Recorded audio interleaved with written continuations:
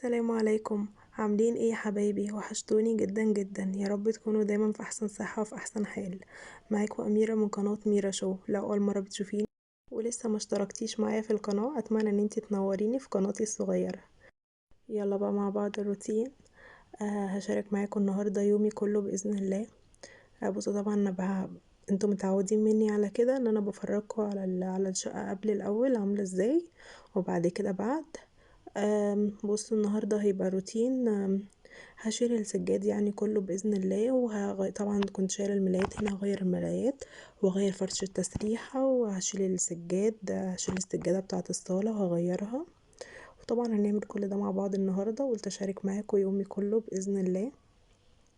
هنا أوضة الأطفال. بصوا طبعا أنا كنت شايلة ملاية السرير كنت شايلاها، وده هنا الفرش بتاع الركنة كنت شايلاه وغسلاه، هفرشه دلوقتي معاكم بإذن الله. وهنا السجادة دي شيلتها، هي والمشايتين الصغيرين دول غسلتهم، كنت شايلاهم المرة اللي فاتت، وفرشت السجادة التانية غسلتهم، ودلوقتي هفرشهم معاكم تاني. بس هفرش فوق السجادة المفرش، عشان خاطر السجادة صغيرة والجو برد شوية، فهفرش فوقيها المفرش. بصوا بقى النهاردة عملت، بصوا كانت عندي شوية مواعين كده من امبارح، ما قدرتش ان انا اعملهم امبارح بالليل بصراحة، فقلت الصبح كده هعملهم معاكم. لاني قبل ما انام كنت غاسلة الستارتين اللي هما بتوع الصالة التل، غسلتهم وعلقتهم وكنت غاسلة الفرش بتاع الركنة، كنت حاطة الفرش التاني من يومين كده، وشلت ده وغسلته يعني وكده، اللي هو الفاتح. كنت يعني بحضر الفرش اللي انا تاني يوم هفرشه يعني باذن الله وكده. فما قدرتش بقى ان انا اعمل حاجه في المطبخ خالص، لكن انا عاده بحب يعني لما اكون هفرش الشقه تاني يوم كده، او هشيل سجاده او هعمل الحاجات دي، بحب ان انا اخلص المطبخ قبل ما انام، بحيث ان لما اقوم ما يبقى ورايا الشقه بس، يعني ما يبقاش الموضوع طويل قوي عليا. وهنحضر الغدا وهنعمل كله ان شاء الله النهارده مع بعض. اتمنى ان فيديوهاتي تعجبكم واكون خفيفه على قلبكم يا رب. النهارده طبعا يومي بدأ بدري جدا. قمت الساعة 6 الصبح. طبعا انا بحب لما اكون هعمل حاجة او كده، او هروق او الحاجات دي يعني. بحب ان انا ابدأ يومي الصبح بدري علشان اخلص كل اللي ورايا، وبعد كده بقى انام بقى براحتي.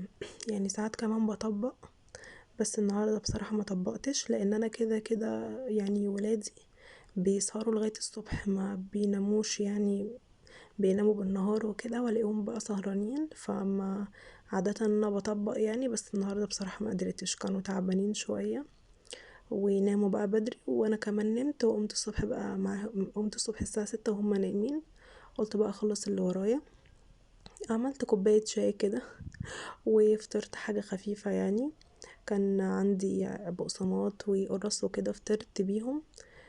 وبعد كده بقى بدأت بقى اشوف ايه اللي ورايا هعمله، والولاد كانوا نايمين، لان انتوا طبعا زي ما انتم عارفين طول ما الولاد صاحيين او كده ما بنعرفش نعمل حاجة. اكيد انتوا كلكم معاكم اطفال وكده وعارفين الموضوع ده. ويا رب اللي معهوش اطفال ربنا يا رب يرزقه ويرزق كل مشتاق يا رب، اللهم امين. فبصحى بقى بدري عشان اقدر اعمل كل اللي ورايا، هما نايمين، هما او بيصحوا يعني طبعا من الصوت والحاجات دي وانا بعمل، بس ببقى على الاقل انجزت في حاجة يعني. يلا بينا بقى نصلي على النبي. اللهم صل وسلم وبارك على سيدنا محمد وعلى اله وصحبه اجمعين. اول حاجه بقى عملتها اول ما قمت من النوم، زي ما قلت لكم ان انا فطرت وكده، وبعد كده بقى نزلت جبت الحاجات من السوق اللي هي حاجات الغدا يعني وكده اللي انا هعملها.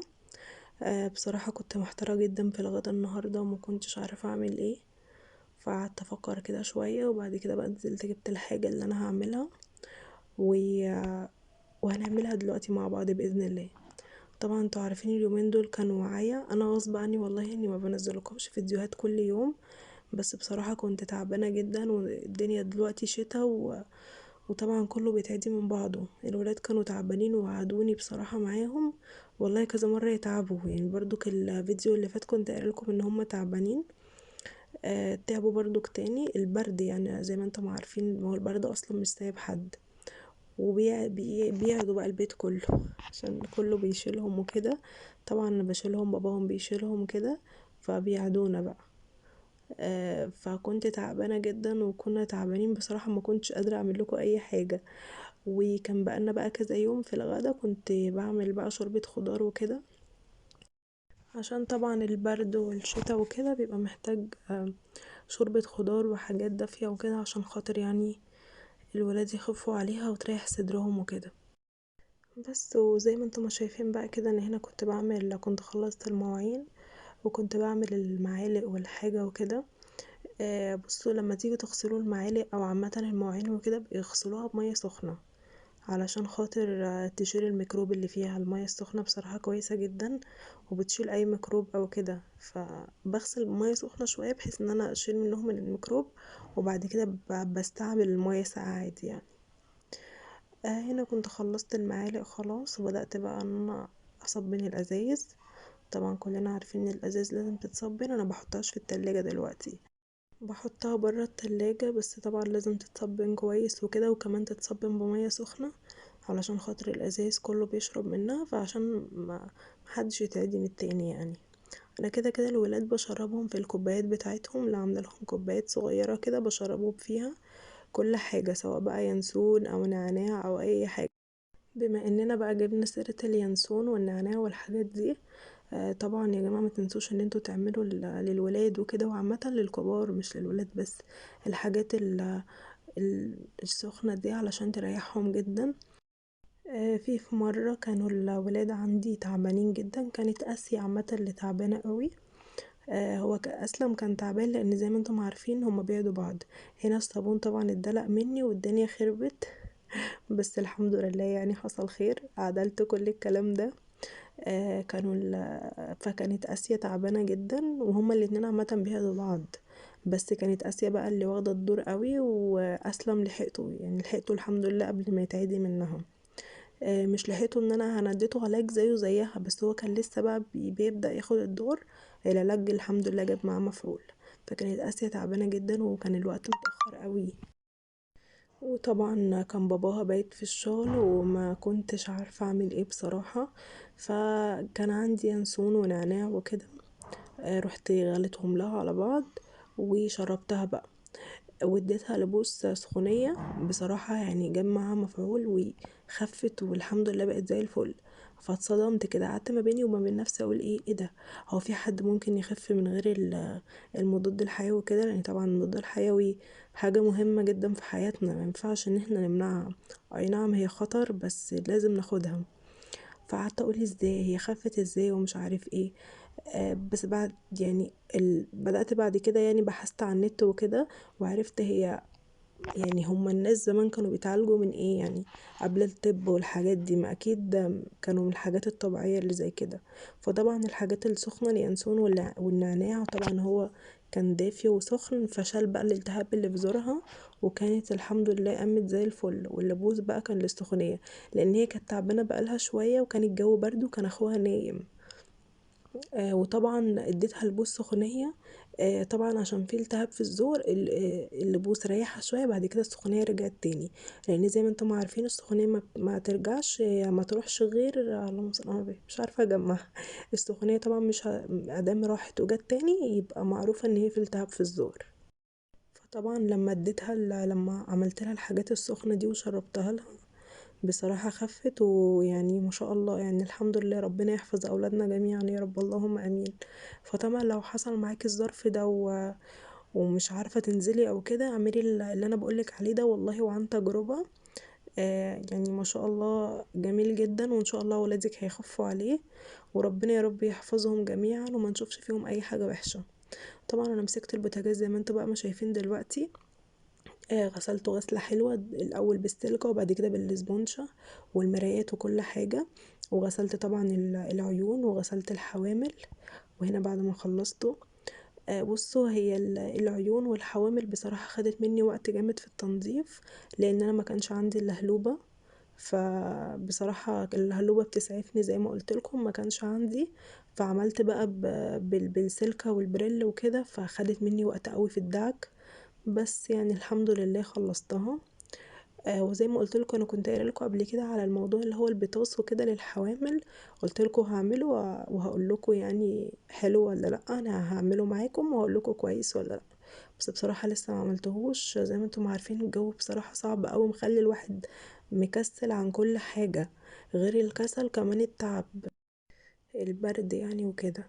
بس الحمد لله خفينا طبعا منه، وان شاء الله مش هتأخر عليكم تاني، وهعمله لكم ان شاء الله في اقرب وقت باذن الله. وهقول لكم عن نتيجة كويسة ولا لا، علشان لو النتيجة كويسة تبقوا كلكم ان شاء الله تجربوه، وان شاء الله تبقى كويسة. هنا طبعا بعد ما فرشت الشقة وخلصتها، طبعا فرشت المفرش زي ما قلت لكم، وحطيت الفرش بتاع الركنة ده، وحطيت الرنر الفرو ده، وطبعا الكوشنز كنت غسلاهم برضو. حطيتهم عشان هما بيض فبيتوسخوا بسرعة قوي، بغسلهم كل شهر بصراحة. وبصراحة كده بعد ما خلصت بقى كانت راحة نفسية، بقى كانت راحة جميلة.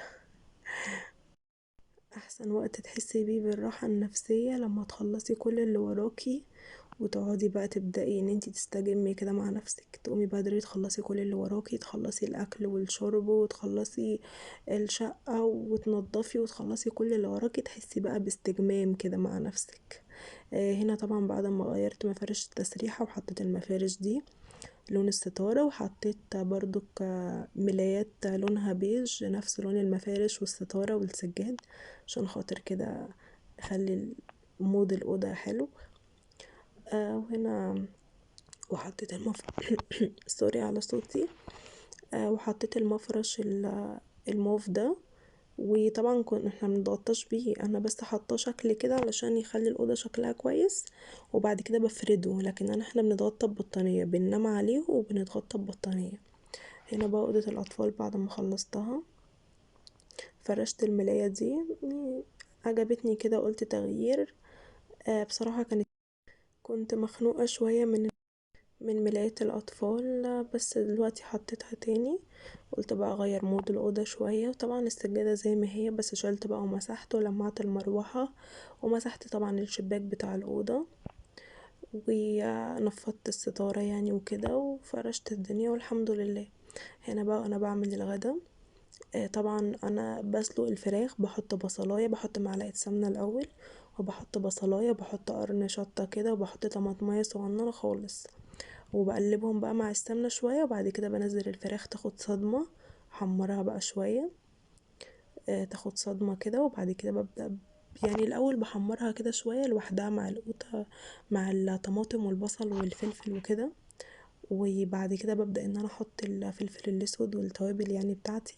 بص انا بحط على الفراخ او اللحمة فلفل اسود، بصلة، طماطمايه، قرن شطة، وحمرهم مع بعض، وماجي وملح، بس ما بحطش اكتر من كده. ساعات بحط ورق لوري.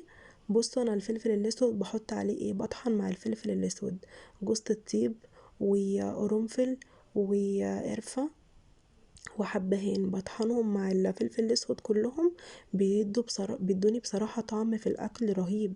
هما كلهم كده مع بعض، هي دي اللي بستعملها بصراحة، الخلطة دي للفراخ او اللحمة او او البطاطس او الحاجات يعني عامة، اكترية الاكل والطبيخ وكده بستعملها فيها بصراحة. بستعملها في كل الحاجة، بس مش كل الاكلات اللي بحط فيها التوابل اللي هي التانية بقى، الحبشتكنات اللي احنا بنحطها التانية دي. حبشتكنات. بصوا هنا طبعا بعد ما خلصتها سبتها بقى تتشوح شوية، بس انا كنت مسرعه لكم الفيديو، وحطيت الماجي وكده وسبتها بقى مع نفسها. هنا بقى كنت هعمل بقى بطاطس ني في ني، عملتها في الطاجن. انا عامه البطاطس بحب بعملها في الطاجن الفخار بصراحه، بتدي الطعم، بتودي الطعم في حته تانية بصراحه، بحبها قوي. هنا كنت قطعت بصلايه واحده، لان أنا كنت هعمل بطاطسيتين بس، لاني بصراحه لما بتقعد ما بحس ما بتعجبنيش بصراحه. الحاجه الوحيده اللي لما بتبات بحس طعمها سخيف شويه، فبحب اكلها وهي طازه عامه. مش انا لوحدي، كمان انا وجوزي والولاد ده. انا ولادي عامه مش بيحبوا، هم اطفال لسه، بس برضو ما بيحبوش ياكلوا الاكل البايت، عاملين زي انا كده قوي بصراحه. هنا طبعا حطيت حته فص توم، فصين كده يعني من توم اللي انا فرماه، والبصلايه والقرن الشطه، وحطيت الفلفل الاسمر زي ما قلت لكم. ما بحطش كمون في البطاطس، بحط فلفل اسمر بس، وملح وشوربه ماجي. طبعا بقى ببدأ اعملهم كلهم كده، ادعكهم كلهم ببعض. طبعا البطاطس المهروسة وكده معروفة لازم تعمليها بايدك، لاني مش هينفع تتعمل غير بايدك عشان كله يمسك، يعني كل التوابل تاخد من بعض. وهنا بدأت ان انا احط البطاطس وكده.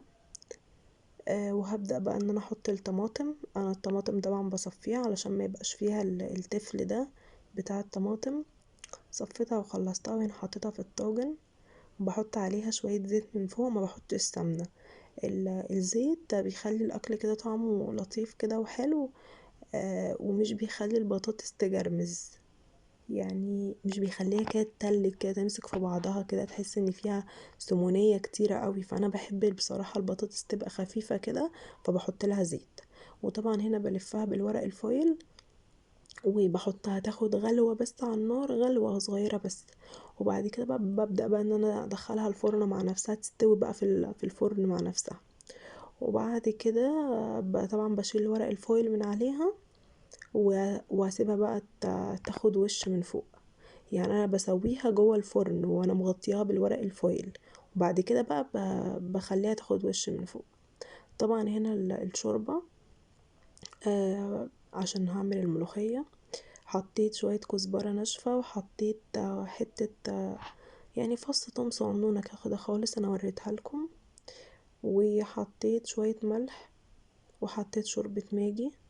الملح طبعا سيكة صغيرة خالص، لاني اوريدي الشوربة بيبقى فيها ملح وشوربة، وغير كده احنا بنحط شوربة ماجي تاني. فانا بس حطيت يعني حبة صغننة خالص ملح، لان انا دقت حاسة دلع شوية. وطبعا هنا الملوخية، بصوا الملوخية انا كنت ما بخرطها، بخرط معاها قرن فلفل احمر كده مش تبقى مشطشطة كده وحلوة. هي ما بتبقاش الشطة بتبقى مش باينة فيها على فكرة، بس احنا بنحبها كده قوي بصراحة. وغير كده انا باكلها للولاد ده مع الرز. بس ما بتبقاش باينه بصراحه فيها الشطه خالص، لان الرز وكده مش بيبقى باين فيها. طبعا هنا حطيت يعني سنه صغننه خالص من الكربونات عشان خاطر الملوخيه ما تسودش كده، سنه بسيطه خالص. وطبعا بقى ببدا اعملها بالمضرب كده. المضرب افضل من الكبشه بكتير، لاني مش بيخليها تسقط منك. ببدا بقى ان انا اعمل فيها كده